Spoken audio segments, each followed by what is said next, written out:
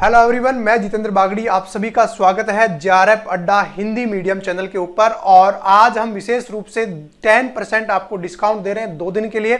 31 और 1 जनवरी के लिए आपको 2 दिन का विशेष डिस्काउंट है, जिसमें आपको 10% का छूट मिलने वाला है। आपको यूज कोड NY10 करना है और आपको सभी हमारे जो कोर्सेज हैं जेआरएफ अड्डा के ऊपर, जो चैनल हमारे जो कोर्सेज हैं उन पर फर्स्ट पेपर आपको 4,999 का है, दूसरा पेपर जो आपके है 9,999, तो टोटल आपके ये हो जाएगा 13,999 रुपए का। साथ में मेरे बारे में आप थोड़ा सा जान सकते हैं। BA BEd MA political science और ज्योग्राफी में नेट और net qualify 2021 set 2022 selected in RPSC school lecturer, 10 years का जो अनुभव है मेरे पास में। दूसरा, अब जो है हिंदी में आपको जो सर पढ़ाएंगे हिंदी माध्यम में, हिस्ट्री दीपक सर, पॉलिटिकल साइंस प्रीति मैम, हिंदी ऋचा मैम और ज्योग्राफी जो जैसा कि मैं आपको पढ़ाई रहा हूं। इसके अलावा ये जो हमारा ऑटम जो बैच है, इसमें आपको फर्स्ट और सेकंड पेपर ज्योग्राफी का जो पूरा सिलेबस है वो कवर करवाया जाएगा। और ये कोर्स आपको 13,999 रुपए में 2 दिन के लिए क्या किया जा रहा है, दिया जा रहा है। ठीक है। और अब आपको विशेष रूप से ज्योग्राफी का जो सेकंड कोर्स पेपर है, यानी कि मेन पेपर, वो 9,999 में विथ आपको हैंड बुक जो नोट्स हैं वो भी आपको क्या करवाए जाएंगे, प्रोवाइड करवाए जाएंगे। साथ में आपको ये सारी सुविधाएं हैं वो भी दी जाएंगी। डाउट सेशन है, पर्सनलाइजेशन कोर्स है, प्रॉब्लम सॉल्विंग है, full fun way to teaching है, क्विज है, कंप्लीट आपको सपोर्ट दिया जाएगा। फ्री कंटेंट के लिए आप हमारा एप्लीकेशन आपको डाउनलोड करना है। और जेआरएफ का मतलब आप समझ सकते हो, जेआरएफ अड्डा टेलीग्राम चैनल को आपको क्या करना है, ज्वाइन करना है।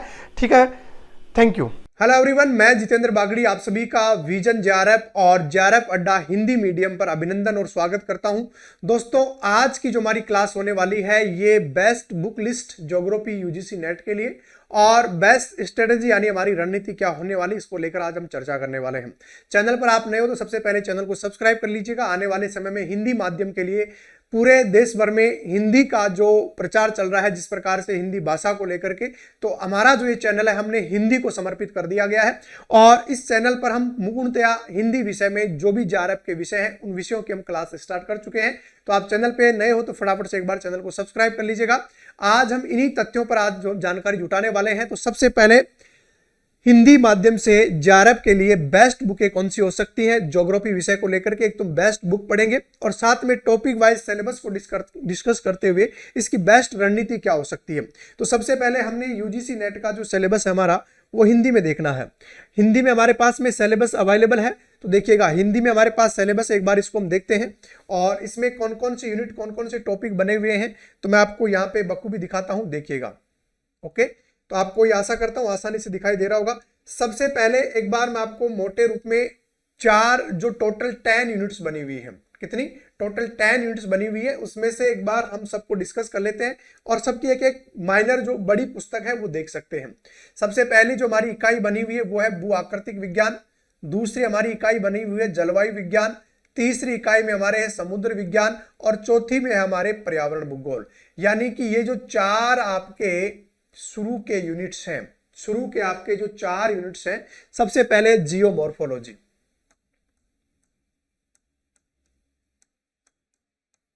ठीक है, भू आकृतिक विज्ञान। दूसरा है क्लाइमेटोलॉजी, ठीक है। एक है ओशियोनोग्राफी,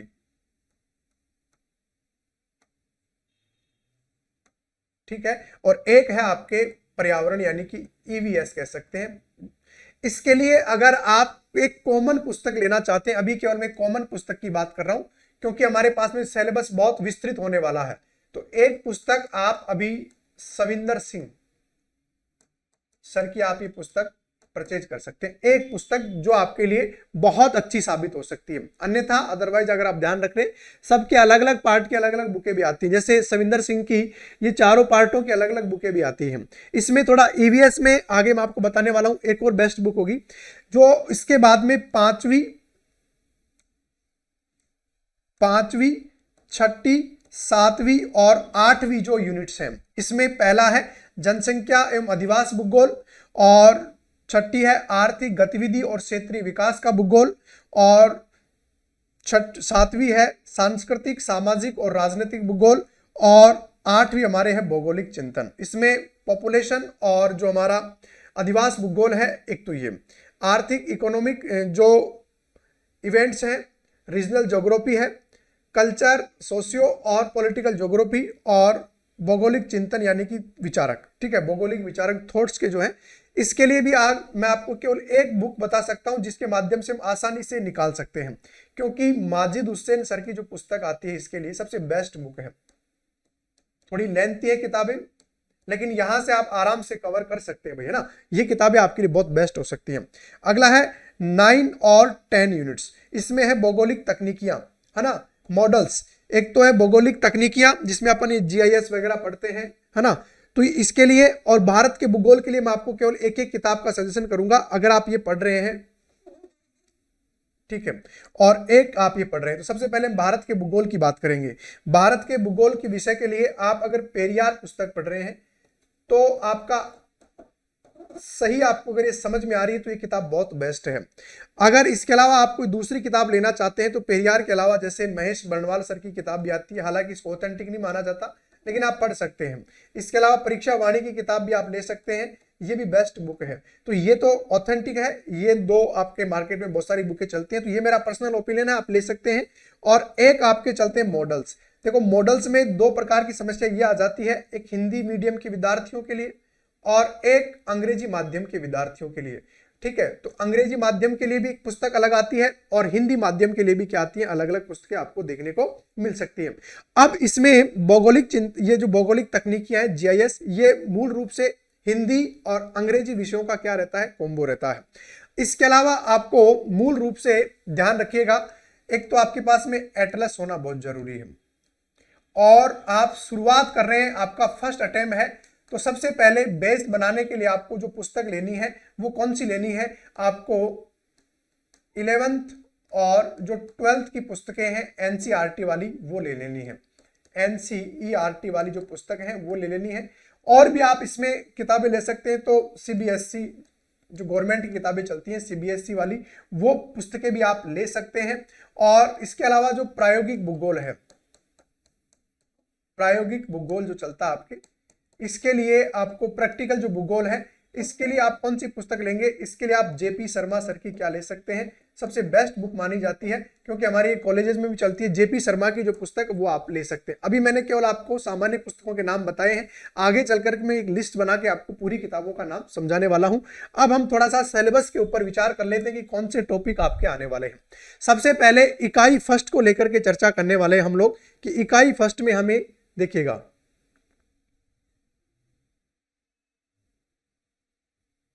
पहला है हमारे भू आकृतिक विज्ञान। अब भू आकृतिक विज्ञान के बहुत सारे टॉपिक आपके सिलेबस में दिए हुए हैं। जियोमॉर्फोलॉजी की मैंने आपको बुक वैसे बता दी है, फिर भी मैं आपको और भी अच्छी किताब बताऊंगा। पहला बिंदु है इसमें महाद्वीपीय प्रवाह, दूसरा है प्लेट विवर्तनिकी, तीसरा है आंतरिक एवं बाह्य बल, इसके बाद में है अनाच्छादन एवं अपक्षय, भू आकृतिक चक्र, डेविस और पेंक जो हमारे स्पेशल भूगोल वेता है उनको विशेष रूप से पढ़ना है, ढाल विकास का सिद्धांत और प्रक्रम भू संचलन, और इसके बीच में है भूकंपीयता, वलन, भ्रंश तथा ज्वालामुखीयता को विशेष रूप से पढ़ना है। स्थल निर्माण घटना, भू आकृतिक संकट और भूकंप, ज्वालामुखी, भूस्खलन और हिमस्खलन, ये जो लैंडस्लाइड है, भूस्खलन है, वोल्कन्स है और अर्थक्वेक है, इनको हमें विशेष रूप से पढ़ना है। तो मैंने आपको जो पुस्तक बताई थी, अगर आप अलग से इसकी किताब लेना चाहते हैं तो आप अलग से सविंदर सिंह जो सर हैं उनकी आप ये पुस्तक ले सकते हैं। तो आप अगर अलग अलग लेना चाहें तो आप ले सकते हैं। सविंदर सर की सबसे बेस्ट बुक है, नो डाउट, कोई दिक्कत नहीं है, सबसे मस्त किताब है इसके लिए। तो आप देख सकते हैं इकाई 1 के लिए भू आकृतिक विज्ञान के जो टॉपिक आप लोगों के सामने, ये हिंदी में मैंने इसलिए रखा है क्योंकि हमारा हिंदी जो है मीडियम का बैच है, इसलिए मैंने आपको सिलेबस को भी हिंदी में ही आपको दिखाने का प्रयास किया है। इसके बाद में यूनिट सेकंड की हम बात करेंगे, हम इसके बाद में यूनिट सेकंड की बात करेंगे, और यूनिट सेकंड में आपके आता है जलवायु विज्ञान आता है। भाई कौन सा आता है, जलवायु विज्ञान आता है। ठीक है,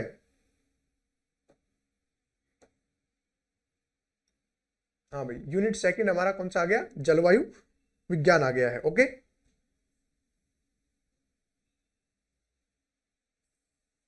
हाँ भाई, इसके ऊपर चर्चा करेंगे। देखिएगा दूसरा आपका जो बिंदु है जलवायु विज्ञान यानी क्लाइमेटोलॉजी, इसमें हमारी बेस्ट बुक कौन सी हो सकती है। सबसे पहले हम बात करेंगे क्लाइमेटोलॉजी के लिए, और इसके लिए भी मैंने आपको अगर अलग से पुस्तक लेनी है तो सविंदर सिंह सर की आप पुस्तक ले सकते हैं।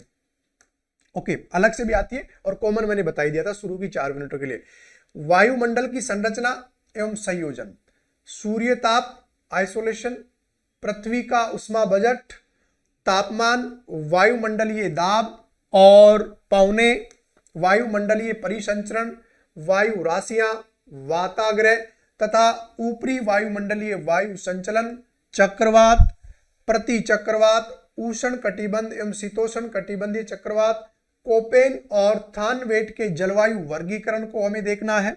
इसके बाद में ENSO घटनाएं जैसे कि अल नीनो और ला लीना, दक्षिणी दोलन, मौसमी संकट और आपदाएं जैसे चक्रवात, तड़ित झंझा, टॉर्नेडो, ओलावृष्टि, उष्ण एवं शीत तरंगे, वृष्टि प्रकोष्ठ और हिमझील प्रकोष्ठन, और इसके बाद में है GLOP यानी कि जलवायु परिवर्तन, विगत दशकों के जलवायु परिवर्तन के साक्ष्य, कारण और वैश्विक जलवायु पर मानव का प्रभाव। यानी कि ये अपने आप में थोड़ा करंट से रिलेटेड भी क्या बन जाता है, टॉपिक बन जाता है। जैसे कुछ अभी हाल ही में कॉप जो सम्मेलन चल रहे हैं, इस जैसे जलवायु परिवर्तन को लेकर बहुत सारे सम्मेलन हुए, समिट हुए हैं वो, और उससे प्रभावित होने वाले मानवीय कारक कौन कौन से हैं वो सारे के सारे आपको यहाँ पर देखने को मिल सकते हैं। करंट के लिए भी मैं आपको ज्योग्राफी की जो क्रोनोलॉजी आती है उसमें एक थोड़ा करंट मुद्दा भी आपको देखने को मिल सकता है। तो आपके यूनिट 2 के लिए सविंदर सिंह बेस्ट बुक रहेगी। ये आपके टॉपिक रहेंगे, और आप इस रणनीति के साथ में तैयारी करते हैं तो आप फर्स्ट अटेम्प्ट में JRF आराम से निकाल सकते हैं, हिंदी माध्यम का विद्यार्थी हो चाहे अंग्रेजी माध्यम का विद्यार्थी हो। ओके, अगला हम पढ़ेंगे इसके बाद में नेक्स्ट तीसरी जो हमारी यूनिट है उसको लेकर के हम चर्चा करने वाले हैं। तीसरी यूनिट के लिए हम क्या पढ़ें, देखिएगा तीसरी यूनिट के लिए समुद्र विज्ञान है, ओशियोनोग्राफी हमारा कौन सा है भाई, ओशियोनोग्राफी है। किताब मैंने आपको पहले से बता रखी है कि इसके लिए भी आप सविंदर सिंह सर की जो अलग किताब अगर आप लेना चाहते हैं चारों, तो आप ये भी ले सकते हैं, अन्यथा आप एक किताब से भी इसमें काम चला सकते हैं। समुद्र विज्ञान के आपके सिलेबस में बड़े टॉपिक तो नहीं है, लेकिन जो है वो बहुत अच्छे टॉपिक हैं। महासागरीय उच्चावच संयोजन, तापमान, घनत्व, लवणता, संचरण, गर्म एवं ठंडी धाराएं, लहरें, ज्वार भाटा, समुद्र स्तर परिवर्तन, संकट, सुनामी एवं चक्रवात। तो देखिएगा समुद्र विज्ञान के सिलेबस को थोड़ा छोटा रखा गया है, और वैसे पूरा समुद्र विज्ञान इसमें वैसे आप भी जाता है देखा जाए तो आपके समुद्र विज्ञान में ये जो टॉपिक्स हैं इनके लिए सविंदर सिंह की किताब सबसे बेस्ट है, आप इसको परचेज कर सकते हैं। ये आपके पास में सोर्सेज के रूप में होना अति आवश्यक है। अब हम आगे की चर्चा करेंगे यूनिट 4 के लिए। यूनिट 4 जो आपका है इसमें कौन कौन से बिंदु आपको देखने को मिलेंगे, देखिएगा यूनिट 4। ओके,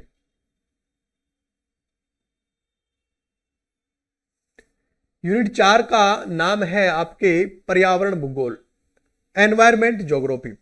एनवायरमेंट ज्योग्राफी के लिए आप सबसे पहले मैंने जैसा कि आपको कहा सविंदर सिंह सर जो हैं इनकी किताब तो आप लेंगे ही लेंगे, ये तो आपको लेना ही पड़ेगा।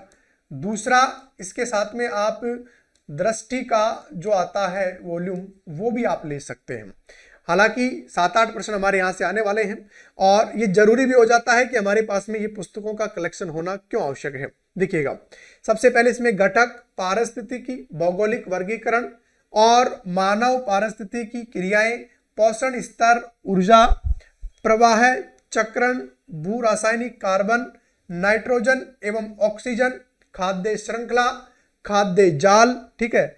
और इसके बाद में है पारिस्थितिकी पिरामिड, मानवीय पारंपरिक अंतर संबंध और प्रभाव, पर्यावरणीय नैतिकता, गहन पारिस्थितिकी, पर्यावरणीय संकट, आपदाएं, वैश्विक तापन, नगरीय उष्ण द्वीप, वायुमंडलीय प्रदूषण, जल प्रदूषण, भूमि निम्नीकरण, राष्ट्रीय कार्यक्रम और नीतियां, कानूनी प्राधार और पर्यावरणीय नीति, अंतरराष्ट्रीय समझौते, अंतरराष्ट्रीय कार्यक्रम, एवं नीतियां, ब्रटलैंड कमीशन और क्योटो प्रोटोकॉल, कार्यसूची, एजेंडा 21, संधारणीय विकास एवं पेरिस सहमति, ये आपके सिलेबस के मूलभूत बिंदु हैं। पर्यावरण के लिए आप सविंदर सिंह सर और दृष्टि वाली जो बुक है वो आप परचेज कर सकते हैं यूनिट 4 के लिए। तो अब तक हमने 4 यूनिटों के बारे में एक किताब से भी हम काम चला सकते हैं। सविंदर सिंह सर की जो किताब है उससे हम ये काम चला सकते हैं। ये हमारे सिलेबस के मूलभूत क्या है, बिंदु हैं, और ये बिंदुओं को आपको विशेष रूप से क्या करना है, देखना ही देखना है। ठीक है, सबसे पहले आप सिलेबस को अपने साथ में रखोगे तब जाके हमारा क्या होने वाला है। ठीक है, अगला इसके बाद में हम पढ़ेंगे, ये हमारी चौथी 5वीं इकाई कौन सी है। ठीक है भाई, ये हमारी आ गई 5वीं इकाई।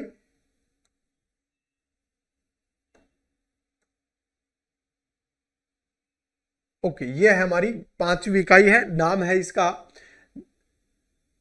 देखिएगा, जनसंख्या एवं अधिवास भूगोल। ठीक है, पॉपुलेशन ज्योग्राफी जो है उसके बारे में हम चर्चा करने वाले हैं।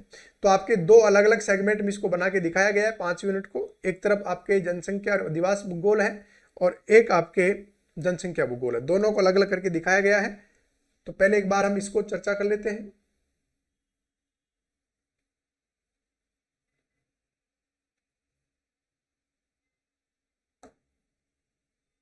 ठीक है, सबसे पहले है आपके जनसंख्या भूगोल में क्या क्या आपके टॉपिक्स हैं ये देखिएगा। जनसंख्या, आंकड़ों का स्रोत, जनगणना, प्रतिदर्श सर्वेक्षण सैंपल सर्वे, जन्म मरण सांख्यिकी, आंकड़ों की विश्वसनीयता, त्रुटि, विश्व जनसंख्या वितरण, मापन, प्रतिरूप, और इसके बाद में है निर्धारक, विश्व जनसंख्या वृद्धि, पूर्व ऐतिहासिक काल से आधुनिक काल, जनांकी संक्रमण, जनसंख्या वृद्धि का सिद्धांत, माल्थस, सैडलर और रिचार्डो, जन्म दर मृत्यु दर विश्लेषण, संकेतक, निर्धारक, विश्व प्रतिरूप, जनसंख्या प्रवास के प्रकार, कारण, परिणाम और प्रतिमान। ठीक है, ये हमारे महत्वपूर्ण बिंदु हैं। जनसंख्या संरचना, विशेषताएं, आयु, लिंग, नगरीय, ग्रामीण, व्यावसायिक संरचना एवं शैक्षिक स्तर, विकसित और विकासशील देशों में जनसंख्या की नीतियां, ये हमारे महत्वपूर्ण बिंदु हैं किसके, जनसंख्या भूगोल के। तो जनसंख्या भूगोल के लिए मैंने आपको, मानव भूगोल की अगर बात करें तो मानव भूगोल के लिए अगर पुस्तक 4 यूनिटों के लिए, अगली जो 4 यूनिटें हैं 5, 6, 7 और 8, हमारी जो ये 4 यूनिटें हैं 5 से लेकर के 8 तक की, इसके लिए अगर आप एक कॉमन किताब ले रहे हैं तो माजिद हुसैन सर की आप ये किताब ले सकते हैं। आपका आराम से सिलेबस ठीक से, बहुत ही गहनता से क्या हो जाएगा, हल हो जाएगा। तो ये तो हो गया आपका जनसंख्या भूगोल। इसी में एक और भूगोल आपके ऐड होता है, और ये वाला भूगोल कौन सा है देखिएगा, आपके ये वाला भूगोल है अधिवास भूगोल। अधिवास भूगोल को भी बहुत विस्तृत रूप से दिखाया गया आपके सिलेबस में। तो देखिएगा, अधिवास भूगोल की अगर बात करें तो ये आपके यूनिट 5 में ही जनसंख्या भूगोल के साथ में ही क्या है, आता है। ठीक है, किताब माजिद हुसैन बिल्कुल सफिशिएंट है। चलो जी, इसमें एक अब तो पढ़ना है, एक तो ग्रामीण अधिवास के प्रकार, प्रतिरूप और उनका वितरण, ग्रामीण अधिवासों की समकालीन समस्याएं क्या क्या है, ग्रामीण नगरीय प्रयास, भूमि उपयोग में बदलाव, भूमि अधिग्रहण, और इसके बाद में है समव्यवहार। ठीक है, नगरों की उत्पत्ति के सिद्धांत, गॉर्डन, सिल्डे, हैरिनी, पिनेरी, साडलर, लेविस, ममफोर्ड, विकसित और विकासशील देशों में नगरीय विशेषता और प्रक्रिया, नगरों की वृद्धि के कारक, इसके साथ में है के कानून, श्रेणी, आकार और नियम, केंद्रीय स्थान सिद्धांत हमारे जो क्रिस्टालर का है और लॉस का है, नगरों की आंतरिक संरचना, नगरीय भूमि उपयोग सिद्धांत, वर्गीज और हैरिस, उलमैन और हाइट के सिद्धांत, नगरीय भूमि के उपयोग के मॉडल, वर्गीज, हॉयट, हैरिस और उलमैन के जो सिद्धांत हैं उनको विशेष रूप से, महानगरीय संकल्पना में वैश्विक नगर और कोर नगर, नगर आकार परिवर्तन, पूर्व नगर क्षेत्र, ग्रामीण नगर सीमांत, नगरोपांत, मुद्रिक व उपग्रही नगरों में सामाजिक विसंयोजन, नगरीय सामाजिक क्षेत्र के विश्लेषण, नगरीय गरीबी की अभिव्यक्ति, मलिन बस्तियां, अनियमित क्षेत्र की वृद्धि, अपराध और सामाजिक बहिष्कार। बहुत बड़ा सिलेबस आपको दिखाई दे रहा है, लेकिन जब आप इसको पढ़ते हैं तो बहुत छोटे छोटे टॉपिक है ना। ऐसे सिलेबस बहुत बड़ा लेंथी आपको दिखाई दे रहा है, ऐसा कुछ भी नहीं है। जब आप इसके आंतरिक भूभाग यानी आंतरिक संरचना को इसको पढ़ते हैं, इस सिलेबस के अंदर जाके एक एक बिंदु को आप देखते हैं डिटेल वाइज, तो कोई इतना बड़ा ये मुद्दा है ही नहीं। और हम एक एक चीज को आराम से सही तरीके से हम इसको एक एक चीज को बारीकी से, और हर बार एग्जाम में जो क्वेश्चन आते हैं अगर आप उनको भी ठीक प्रकार से पढ़ लें तो आपका आराम से नेट जेआरएफ निकल सकता है। वैसे हमने बैच लॉन्च कर दिया आप लोगों के लिए, हिंदी माध्यम के विद्यार्थियों के लिए स्पेशल रूप से एक एक चीज को हम बारीकी से पढ़ने वाले हैं। अब इसके बाद में हम चलते हैं इकाई नंबर आपके 6 के ऊपर। इकाई नंबर 6 आपके कौन सी है देखिएगा, इकाई नंबर 6 है आर्थिक गतिविधियां। कौन सी भाई? आर्थिक गतिविधियां, और उसके संबंध में जो महत्वपूर्ण फैक्ट्स हैं उनके बारे में आपके टॉपिक में क्या क्या सिलेबस दिए हुए हैं देखते हैं।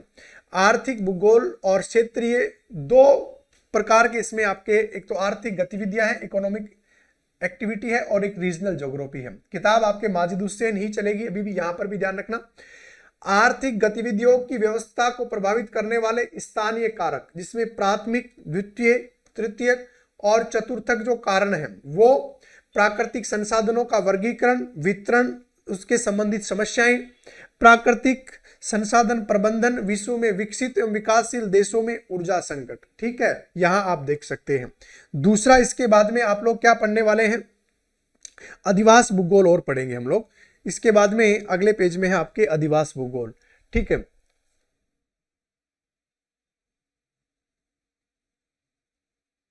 सॉरी अधिवास तो हो गया था, यह है एग्रीकल्चर भूगोल, यूनिट 6 की बात कर रहे हैं हम लोग। तो इसमें आपके आएगा सबसे पहले कृषि भूगोल आएगा, एग्रीकल्चर ज्योग्राफी आएगा।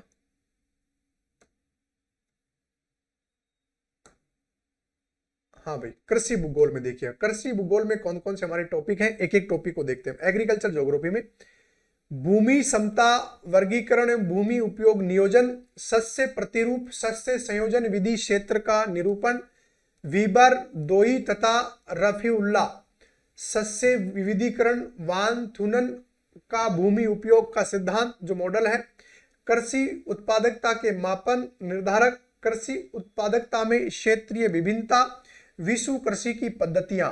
तो ये आपके सिलेबस के मूलभूत बिंदु है, कहां पर? एग्रीकल्चर ज्योग्राफी में। इसके बाद में आपके आता है औद्योगिक, है ना, भूगोल, उद्योगों का वर्गीकरण, उद्योगों के स्थानिक निर्धारण के कारक, उद्योगों के स्थान निर्धारण के सिद्धांत, जैसे वेबर का सिद्धांत है, फूबर का सिद्धांत है, ऑगस्ट लॉस का सिद्धांत है, एप्रेड का सिद्धांत है, डीएम स्मिथ का सिद्धांत है। इसी के साथ में विश्व के औद्योगिक प्रदेश, अल्प विकसित देशों के विनिर्माण क्षेत्र पर वैश्वीकरण का प्रभाव, पर्यटन उद्योग, सूचना एवं संचार प्रौद्योगिकी, आईसीटी, ज्ञान वृद्धि, शिक्षा अनुसंधान विकास, उद्योग आदि। ये आपके कौन से में आ जाएंगे? औद्योगिक में। आपको दिख रहा होगा बहुत बड़ा ये सिद्धांत है, ऐसा कुछ भी नहीं है, बहुत छोटे छोटे बिंदु हैं, और इनके अक्सर फिक्स प्रश्न आते हैं, एक ही टाइप के प्रश्न एग्जाम में बार बार आते हैं। तो आपको ज्यादा डरने की आवश्यकता नहीं है, सिलेबस को देख करके बिल्कुल डरने की आवश्यकता नहीं है। बहुत आसान और सरल भाषा में इसको पढ़ने का प्रयास करेंगे, बिल्कुल पढ़ेंगे। और आपके लिए जो बैच हमने स्टार्ट किया है वो मूल रूप से हिंदी माध्यम के लिए, जैसा कि आपको पहले से पता भी चल गया है। चलो भाई, अगला है आपका परिवहन एवं व्यापार भूगोल। अगला कौन सा है आपके? ट्रांसपोर्टेशन, और जो हमारा ट्रेंड भूगोल है, व्यापार वाणिज्य वाला जो भूगोल है, इसके बारे में चर्चा करने वाले हैं। चलो भाई, बात करते हैं सबसे पहले परिवहन भूगोल को लेकर के। अन्य पारंपरिक अन्योन्य क्रियाएं के सिद्धांत मॉडल, एडवर्ड उलमैन, ई हस्ट, संबंधात्मक और अभिगम्यात्मक सूचकांक मापन, स्थानीय प्रवाह मॉडल और गुरुत्वाकर्षण मॉडल, इसकी विभिन्नता, विश्व व्यापार संगठन, वैश्वीकरण, उदारीकरण की विश्व व्यापार पद्धति, अतः एवं अंतः प्रायोदिक सहयोग एवं व्यापार की संभावनाएं एवं समस्याएं। ये तो हो गया आपके ट्रांसपोर्टेशन के लिए। और दूसरा है प्रादेशिक विकास, आपका क्या है? तो प्रादेशिक विकास में हम पढ़ेंगे प्रारूप विज्ञान प्रदेश, औपचारिक और कार्यात्मक प्रदेश, विश्व प्रादेशिक विविधता के सिद्धांत और प्रादेशिक विकास के सिद्धांत में अल्बर्ट ओ हर्शमैन, गार्नर, मेर्डल, जॉन फाइडमैन, अल्प विकसित अधीन राष्ट्र सिद्धांत, वैश्विक आर्थिक उपखंड, भारत में प्रादेशिक विकास और सामाजिक आंदोलन। तो ये आपका जो यूनिट चल रहा था हमारा छठा यूनिट, बहुत बड़ा है, लेकिन आप इसकी कतई भी किसी प्रकार से समस्या का कोई विषय बनता ही नहीं है, क्योंकि ये बहुत आसान भाषा में इसको हम पढ़ सकते हैं और इसके फिक्स कंसेप्ट होते हैं। टॉपिक हमेशा इसका फिक्स होता है और लगभग हर बार वही प्रश्न किसी ना किसी रूप में घूम के उसी को बदल करके क्या कर लिया जाता है, हमारे से पूछ लिया जाता है।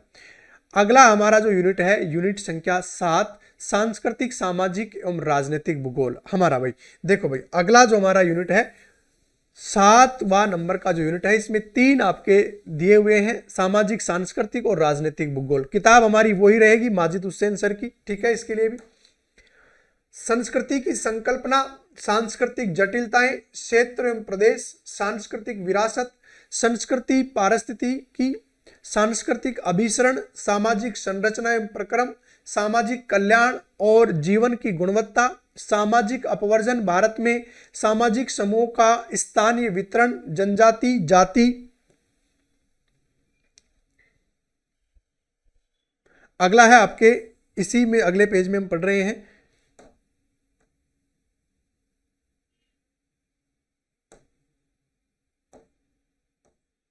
हाँ भाई इसी में सांस्कृतिक भूगोल में धर्म एवं भाषाएं, पर्यावरण, मानव स्वास्थ्य, रुग्णता, पारिस्थितिकी, पोषण की स्थिति, निदान स्थिति, वर्गीकरण और स्थानीय मौसम वितरण का प्रतिरूप, विशेषतः भारत के संदर्भ में, भारत में स्वास्थ्य सुरक्षा की योजना नीति, भारत में स्वास्थ्य पर्यटन। देखो ये करंट से संबंधित भी यहाँ पे बिंदु आपके बने गए हैं, तो आपको थोड़ा सा करंट को लेकर भी विशेष क्या रखना है, ध्यान रखना है। अगला है आपके राजनीतिक भूगोल, पॉलिटिकल ज्योग्राफी। और पॉलिटिकल ज्योग्राफी में आपसे क्या क्या पूछ रहा है ये भी आप विशेष ध्यान में रखिएगा। सबसे पहले है राजनीतिक भूगोल में हम क्या क्या पढ़ने वाले हैं, परिसीमाएं एवं सरहद की संकल्पना, विशेषकर भारत के संदर्भ में, पाकिस्तान के संदर्भ में, नेपाल के संदर्भ में, अफगानिस्तान के संदर्भ में, बांग्लादेश के संदर्भ में जो सीमाओं का प्रकार है वो आपसे पूछता है। हार्टलैंड एंड ड्रीमलैंड के जो सिद्धांत हैं ये बहुत ही महत्वपूर्ण है, हर एग्जाम में ये दोनों सिद्धांत आपको देखने को मिलते हैं, हर बार एग्जाम में आते हैं। राजनीतिक भूगोल की प्रवृत्ति और विकास, संघवाद का भूगोल, भारत में निर्वाचन सुधार, निर्वाचन व्यवहार के निर्धारक, जलवायु परिवर्तन की भू राजनीति की, विश्व संसाधनों की भू राजनीति, भारत हिंद महासागरीय भू राजनीतिक और प्रादेशिक सहयोग संगठन जैसे सार्क हो गया है, आसियान हो गया है, ओपेक हो गया है, ईयू हो गया है, विश्व के संसाधनों का नव राजनीति में क्या योगदान है, तो ये आपके पॉलिटिकल ज्योग्राफी में आपको क्या करने हैं, देखने हैं। इसके बाद में हमारी जो नेक्स्ट यूनिट है वो आ जाती है हमारे 8 यूनिट भौगोलिक चिंतन। बहुत ही महत्वपूर्ण यूनिट बन जाती है, क्योंकि अधिकतर भूगोल जो हम पढ़ते हैं, सिद्धांत हम जहां पे पढ़ते हैं, थ्योरी हम जहां पर पढ़ते हैं, चिंतन हम जहां पे पढ़ते हैं, तो अधिकतर ये जो भूगोल वेता है आपको कहीं ना कहीं किसी ना किसी रूप में देखने को मिल जाएंगे। हर टॉपिक्स में इनका कहीं ना कहीं रूप से आपको वर्गीकरण आपको देखने को मिलता है। पहला है भौगोलिक चिंतन में ग्रीक विद्वान, यूनानी, रोमन, अरब, चाइनीज, भारतीय भूगोल वेताओं का योगदान। देखिएगा ग्रीक है, रोमन है, अरबी है, चाइनीज है, भारतीय भूगोल वेता है। भूगोल वेताओं का योगदान में Varenius, Immanuel Kant, Alexander Humboldt, Carl Ritter, सीपर और हर्टसॉन। भौगोलिक चिंतन पर डार्विन का प्रभाव क्या रहा, भारतीय भूगोल की समकालीन प्रवृत्ति, भूगोल में कार्टोग्राफी, मानचित्र कला जो है, और थीमेटिक विधियां का योगदान, प्रमुख भौगोलिक परंपराएं, भूविज्ञान, मानव पर्यावरण अंतर संबंध का अध्ययन क्षेत्र, स्थानीय विश्लेषण, भौगोलिक अध्ययन में द्वैतवाद, भौतिक बनाम मानव प्रादेशिक बनाम सुव्यवस्थित, निश्चयवाद बनाम संभववाद, गुणात्मक बनाम मात्रात्मक, स्वरूपी बनाम नियमावशी और प्रतिमान विस्थापन, भौगोलिक परिदृश्य में प्रत्यक्षवाद, व्यवहारिकता, संरचनावाद और नियमानुसारी, उपागम और आधुनिकतावाद। तो ये मैंने आपको किताब जैसे माजिद हुसैन सर की मैंने बता रखी है, इससे बढ़िया किताब आपको कोई नहीं है। मुश्किल से मैंने आपको बहुत कम किताबें बताई हैं, वैसे बहुत सारी किताबें ले सकते हैं आप लोग, लेकिन इतना पढ़ने की आवश्यकता नहीं है। एक लास्ट में आपको एक दो किताब और बताने वाला हूं, कॉमन बुकें, आप वो भी पढ़ करके आराम से नेट जेआरएफ निकाल सकते हैं अगर आप पहले से, या आप चाहते हैं कि सर हमें तो और भी शॉर्ट एंड स्वीट मैटर चाहिए जिससे हमारा आराम से निकल जाए। अगला है भौगोलिक तकनीकियां, मैंने आपको बताया था जीआईएस है ना, इसमें हमें क्या पढ़ना है, बहुत ही महत्वपूर्ण टॉपिक हो जाता है, बहुत ही महत्वपूर्ण यूनिट हो जाती है। यहां से जब भी प्रश्न आते हैं तो बड़े लेवल के प्रश्न आते हैं, उच्च कोटि के प्रश्न आपको यहां से देखने को मिलते हैं। तो भौगोलिक मॉडल्स की अगर यहाँ पे बात करें तो यहाँ हमें कौन सी किताब सबसे पहले लेनी चाहिए, ठीक है भाई, तो सबसे पहले आपके भौगोलिक सूचनाओं, एक बार सिलेबस को देख लेते हैं। तकनीकियों के लिए, मॉडल्स के लिए, भौगोलिक सूचना एवं आंकड़ों के स्रोत, स्थानीय एवं गैर स्थानीय, मानचित्र के प्रकार, मानचित्र निर्माण की विधि, कोरोप्लेथ, समघनत्व, वर्णमात्री, प्रवाह मानचित्र, मानचित्र पर आंकड़ों के निरूपण, पाई आरेख, दंडारेख, रेखा आरेख, जीआईएस, आंकड़ा आधार, चित्र रेखापुंज, सदिश आंकड़ा प्रारूप, आरोपण आंकड़ा प्रारूप, भौगोलिक सूचना तंत्र के कार्य, रूपांतरण, संपादन, विश्लेषण, अंकीय उत्थान, मॉडल, डीईएम, भू संदर्भ, समन्वय पद्धति, मानचित्र प्रक्षेप, आंकड़े, भौगोलिक सूचना तंत्र का उपयोग, विषयात्मक मानचित्र कला में स्थानिक निर्णय, समर्थन और पद्धति,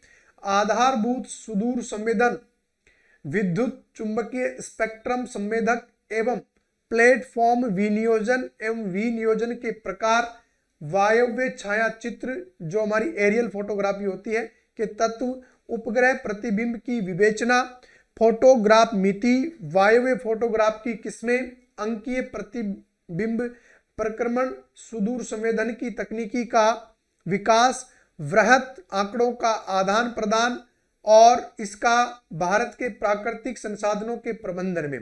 देखिएगा भौगोलिक तकनीकियों के लिए एक तो आपके जेपी शर्मा जो सर हैं बेस्ट बुक मानी जाती है।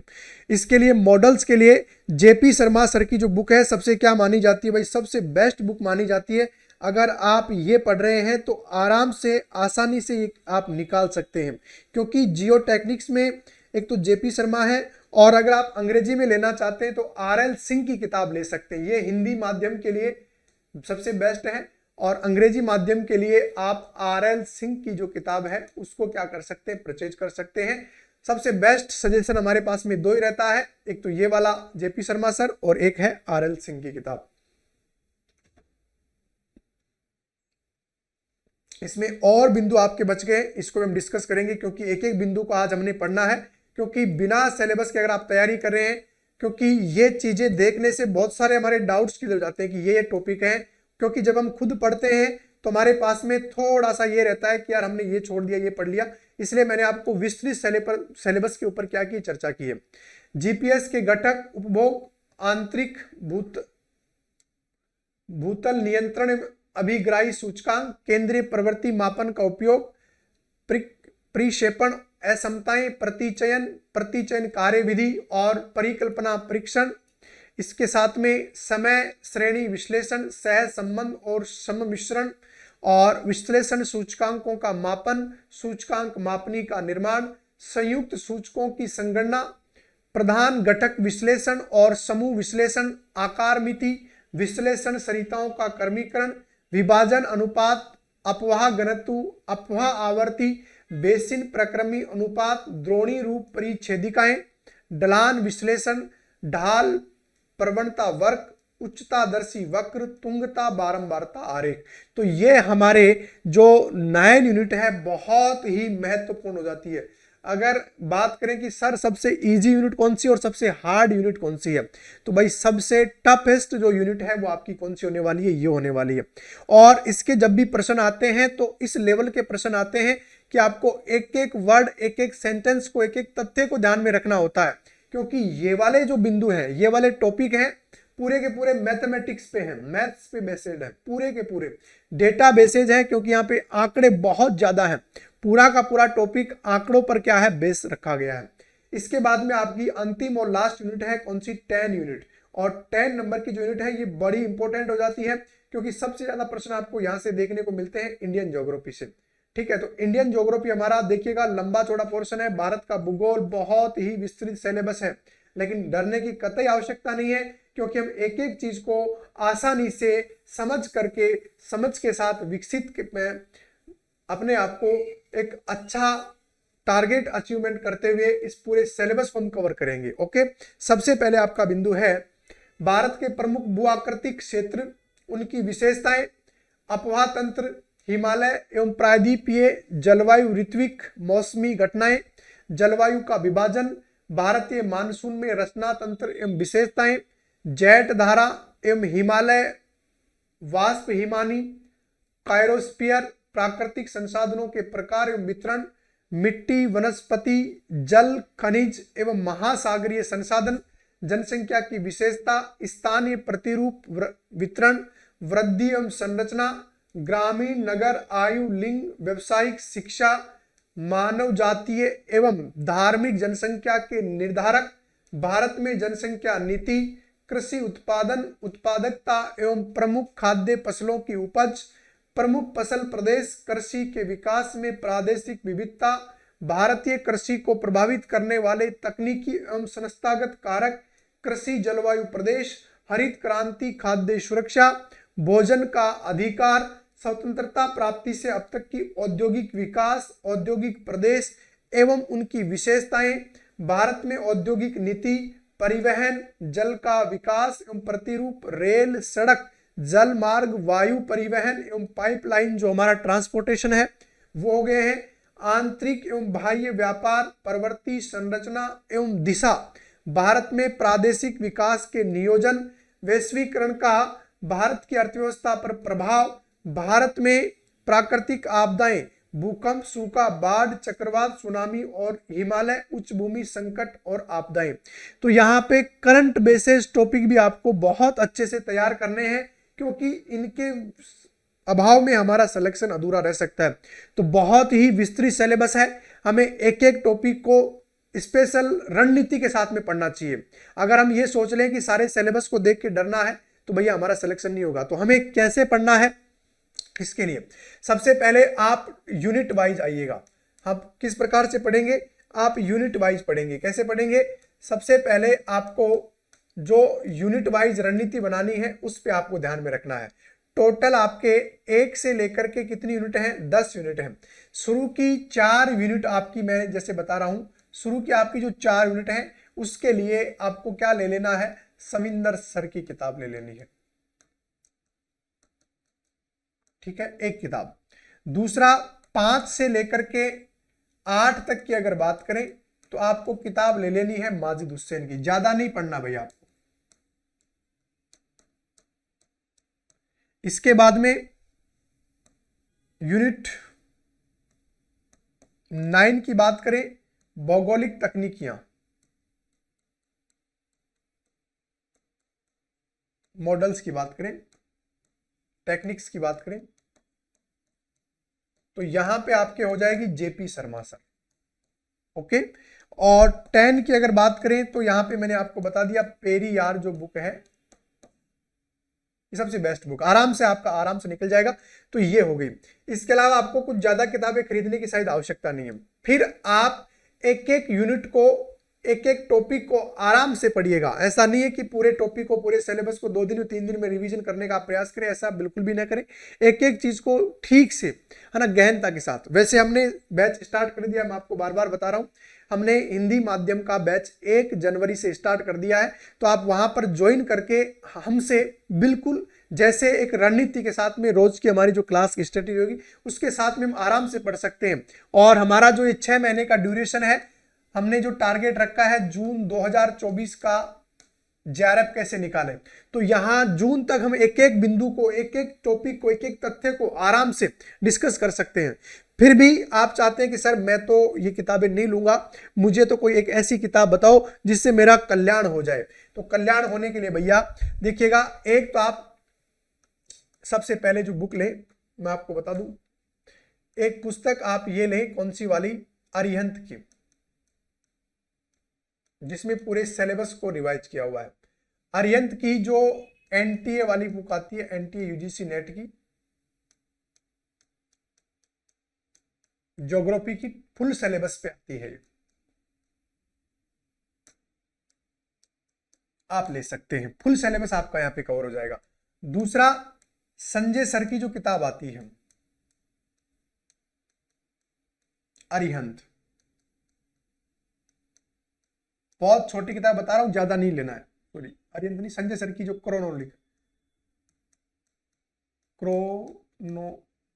क्रोनिकल,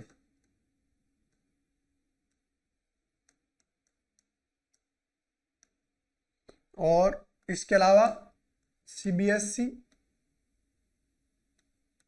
एनसीईआरटी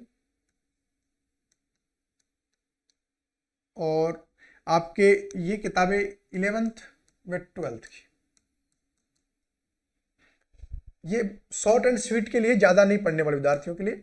और एक आती है प्रतियोगिता साहित्य के जो ओल्ड प्रीवियस ईयर्स के पेपर हैं, ये ले लो। तो ये 4 किताबें शॉर्ट एंड स्वीट के लिए बता रहा हूं मैं, कि आप आराम से इन किताबों को पढ़ करके भी क्या कर सकते हैं, निकाल सकते हैं। तो ये भी है। दूसरा, आप इन किताबों के माध्यम से और जो मैंने आपको ऑथेंटिक बताई, दोनों में से आप एक को चूज कर ले तो बहुत अच्छा रहेगा, क्योंकि ऑथेंटिक होता है, ये आपको सिलेबस को कट टू कट जोड़ के बनाई हुई क्या है, पुस्तकें हैं। तो हम इसके ऊपर जो बैच लेके आए हैं, इसमें मूल रूप से हम इन्हीं सभी तथ्यों को लेकर के डे बाय की रणनीति के अनुसार एक एक चीज को पढ़ने वाले हैं। और आप लोग विश्वास रखिएगा कि इस चैनल पर आपको हिंदी माध्यम में ये पूरा सिलेबस जून तक आपको क्या करवा दिया जाएगा, कवर करवा दिया जाएगा।